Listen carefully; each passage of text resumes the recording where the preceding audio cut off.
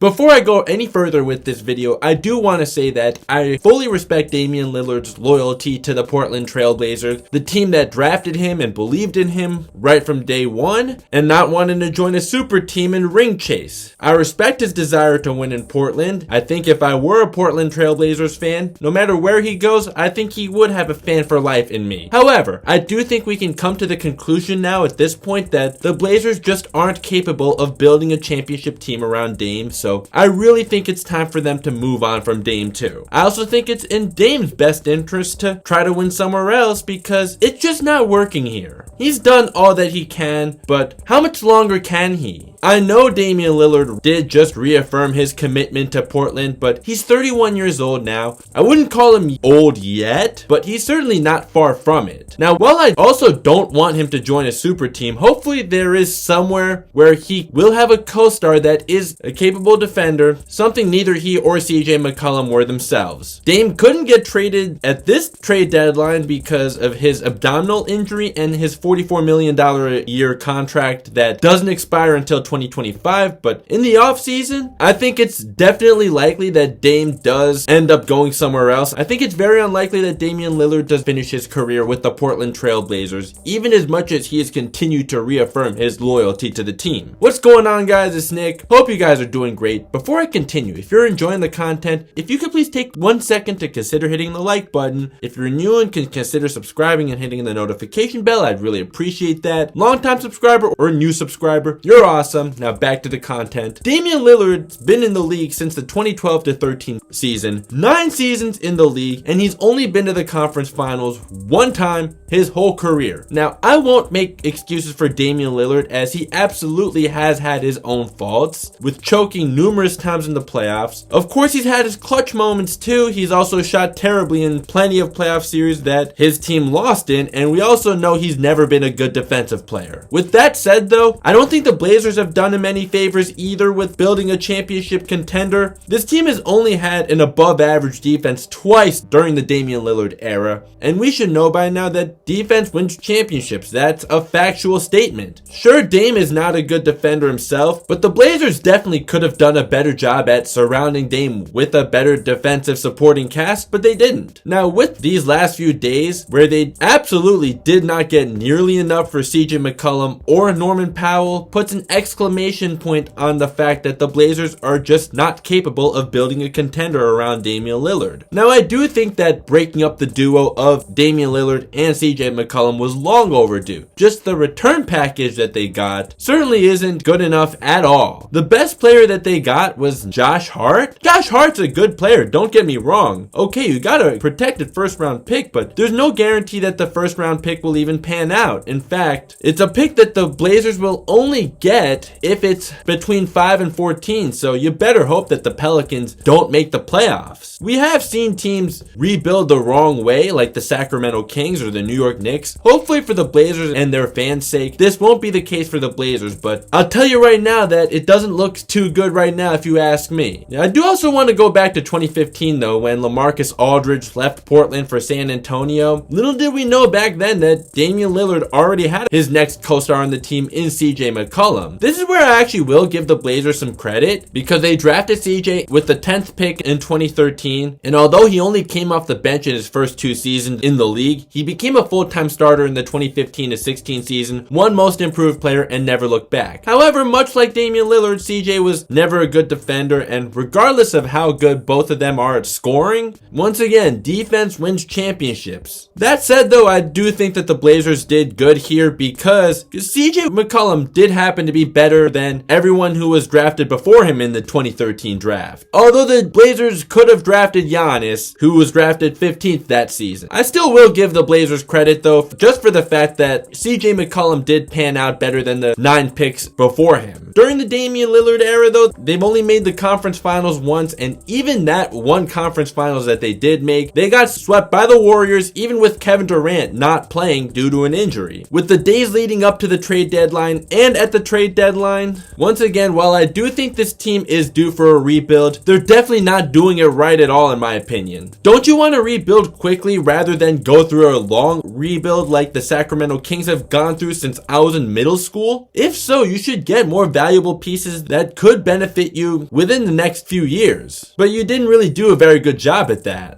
First, the Blazers traded Norman Powell, who averaged 18.7 points per game for the Blazers this season, and Robert Covington for Eric Bledsoe, Justice Winslow, Keon Johnson, and a 2025 second-round pick. Boy, did the Clippers absolutely fleece the Blazers there. Norman Powell did have a nice couple of first games for the Clippers. Just how the Blazers did not even get a first-round pick for a guy who's averaging close to 20 points per game and can fit on just about any roster, as he's also shooting 40% from three this season, that just blows my mind. Since Norman Powell is in the first year of a 5-year, $90 million contract, and Eric Bledsoe is going to be a free agent next season, with Justice Winslow and Keon Johnson also being on small contracts, this is definitely just a salary dump, and the Blazers really did do the Clippers a huge favor here by not even getting a first-round pick. In terms of the guys that they actually got that are going to play for them right now, I don't really know if the Blazers really could have done much better than that. Just my biggest gripe is really the fact that they did not even get a first round pick. But on the Clippers side of things, now just imagine next season when they get Kawhi and PG fully healthy, and then also have Norman Powell as their third guy with Reggie Jackson. Now on to the big move that the Blazers made. They finally broke up the duo of Damian Lillard and CJ McCollum, which definitely should have been done when they lost to the Lakers in the first round in the bubble. When your two best players don't defend, you're just not going to win a championship, period. Even though I do think that the breakup was overdue, the best piece in the return package being Josh Hart, who is a good player, there's no way he's good enough to be the best thing you got in return for CJ McCollum. I'm just really not liking it. Sure, at least they did get a first round pick from the Pelicans, which they couldn't get from the Clippers, so that alone does make it even the slightest bit better than what they got from the Clippers for Norman Powell. However, it's a protected pick that the Blazers will only get if it falls between 5 and 14. Right now, the Pelicans are the 11th seed and should easily be able to move up on the Blazers to get that 10th seed and make the play-in tournament. Then they could make the playoffs. Not saying that they will, but they definitely could, given that CJ McCollum is now playing alongside Brandon Ingram. So if the Pelicans do make the playoffs, then they really fleece the Blazers big time here. So more on this trade though, for the money side of things, this trade will get rid of CJ McCollum's contract that expires in 2024, and he's owed over $30 million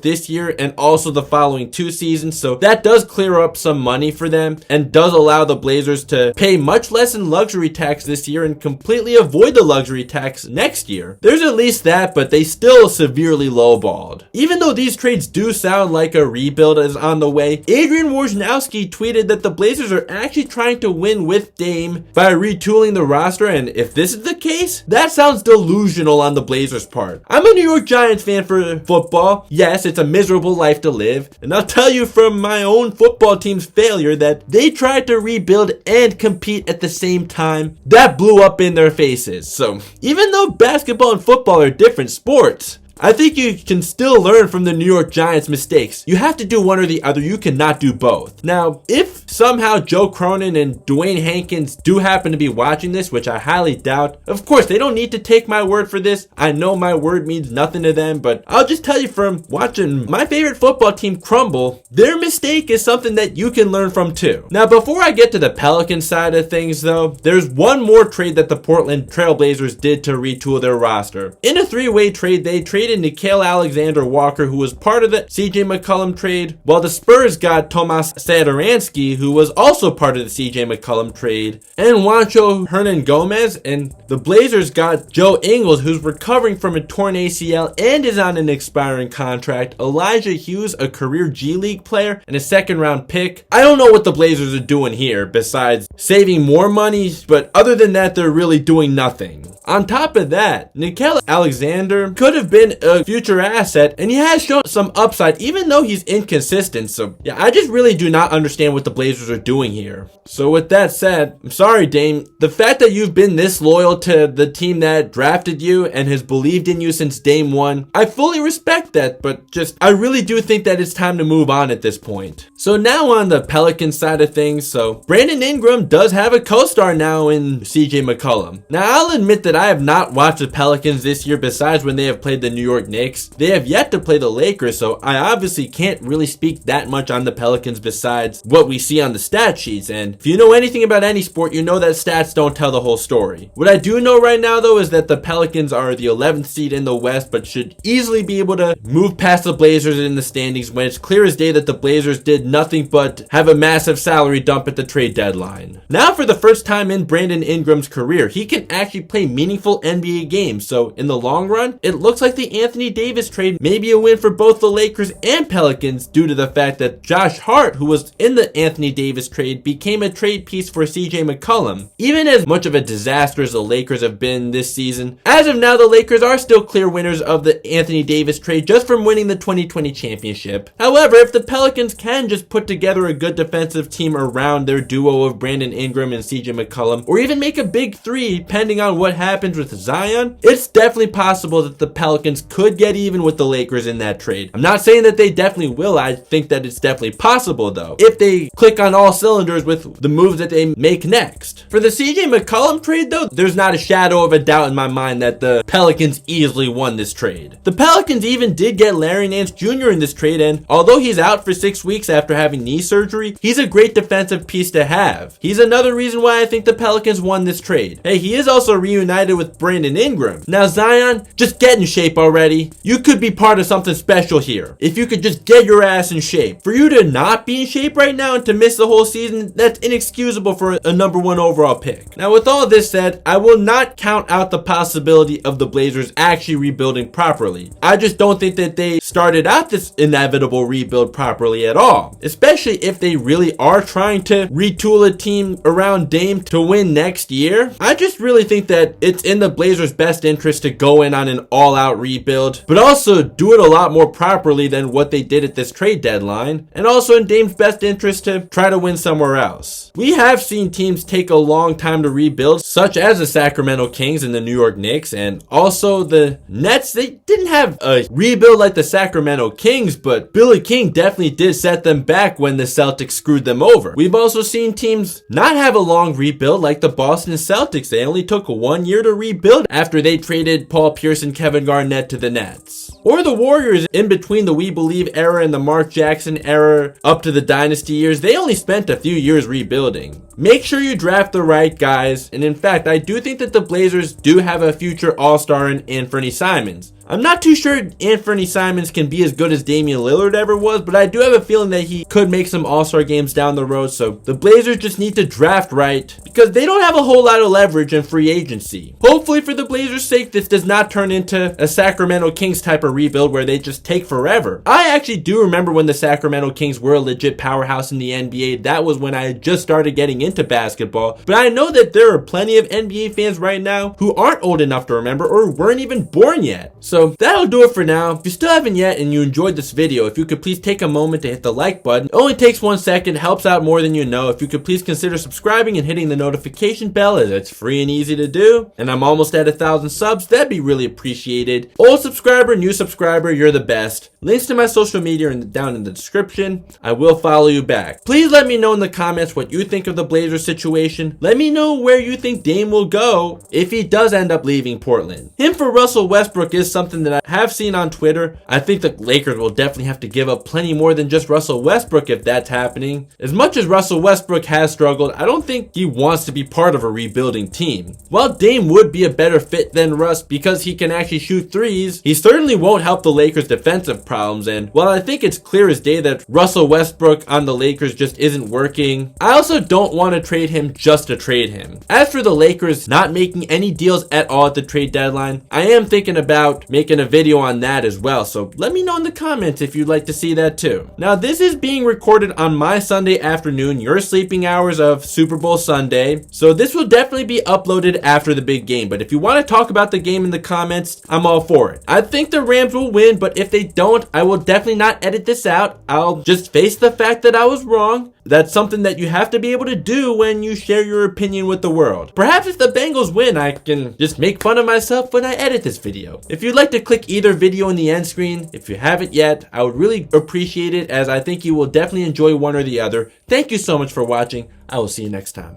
Peace.